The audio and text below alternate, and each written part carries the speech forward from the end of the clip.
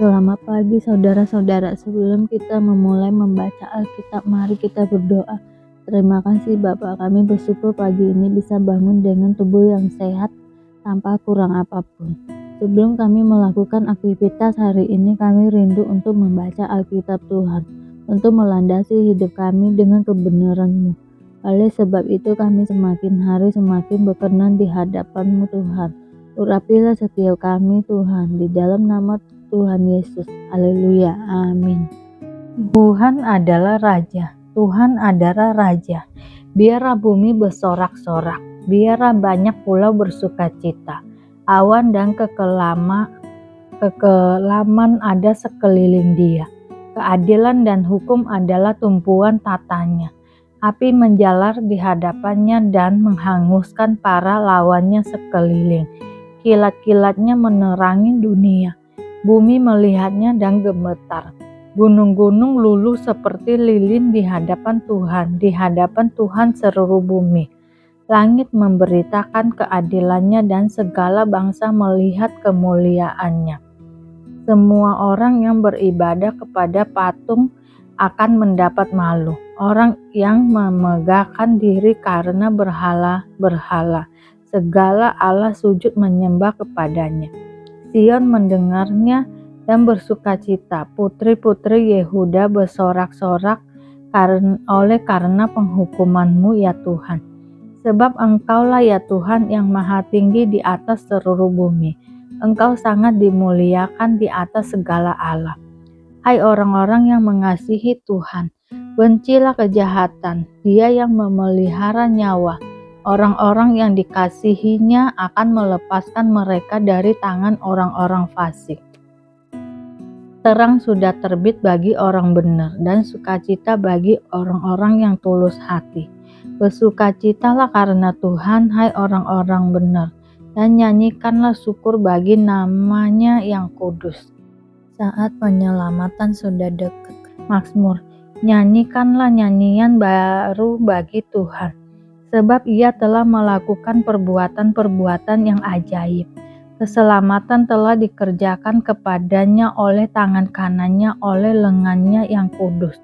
Tuhan telah memperkenalkan keselamatan yang daripadanya, telah menyatakan keadilannya di depan mata bangsa-bangsa. Dia mengingat kasih setia dan kesetiaannya terhadap kaum Israel. Segala ujung bumi telah melihat keselamatan yang daripada Allah kita. Bersorak-soraklah bagi Tuhan, hai seluruh bumi. Bergembiralah, bersorak-sorailah dan bermakmurlah bagi Tuhan dengan kecapi dan lagu yang nyaring, dengan nafiri dan sangkakala yang nyaring.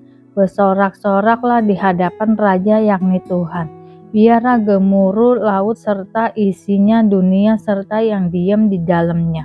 Biarlah sungai-sungai bertepuk tangan dan gunung-gunung bersorak-sorai bersama mereka di hadapan Tuhan, sebab Ia datang untuk menghakimi bumi.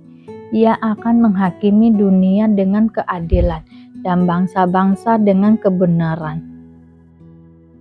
Tuhan Raja yang kudus. Tuhan itu Raja, maka bangsa-bangsa gemetar.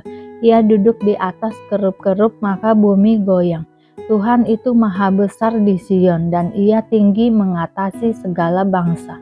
Biarlah mereka menyanyikan syukur bagi nama-Mu yang besar dan dahsyat.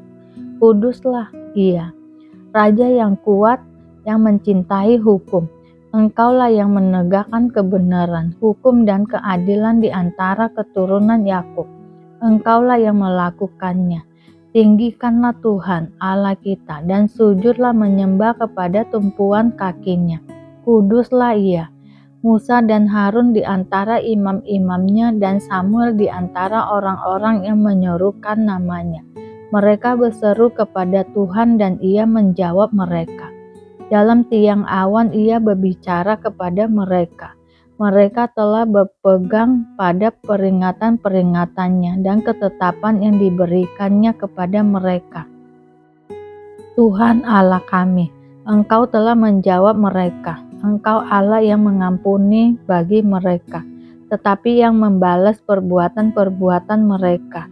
Tinggikanlah Tuhan Allah kita dan sujudlah menyembah di hadapan gunungnya yang kudus, sebab kuduslah Tuhan Allah kita. Petrus dan Kornelius. Di Kaisarea ada seorang yang bernama Kornelius, seorang perwira pasukan yang disebut pasukan Italia. Ia saleh. Ia serta seisi rumahnya takut akan Allah dan ia memberi banyak sedekah kepada umat Yahudi dan senantiasa berdoa kepada Allah. Dalam suatu penglihatan, kira-kira jam 3 petang, jelas tampak kepadanya seorang malaikat Allah masuk ke rumahnya dan berkata kepadanya, "Kornelius." Ia menatap malaikat itu dan dengan takut ia berkata, "Ada apa, Tuhan?" Jawab malaikat itu, "Semua doamu dan sedekahmu telah naik ke hadirat Allah, dan Allah mengingat engkau. Dan sekarang suruhlah beberapa orang ke Yope untuk menjemput seorang yang bernama Simon dan yang disebut Petrus. Ia menumpang di rumah seorang penyamak kulit yang bernama Simon yang tinggal di tepi laut." Setelah malaikat yang berbicara kepadanya, ia meninggalkan dia. Dipanggilnya 2 orang yang hambanya beserta seorang prajurit yang saleh dari orang-orang yang selalu bersama-sama dengan dia.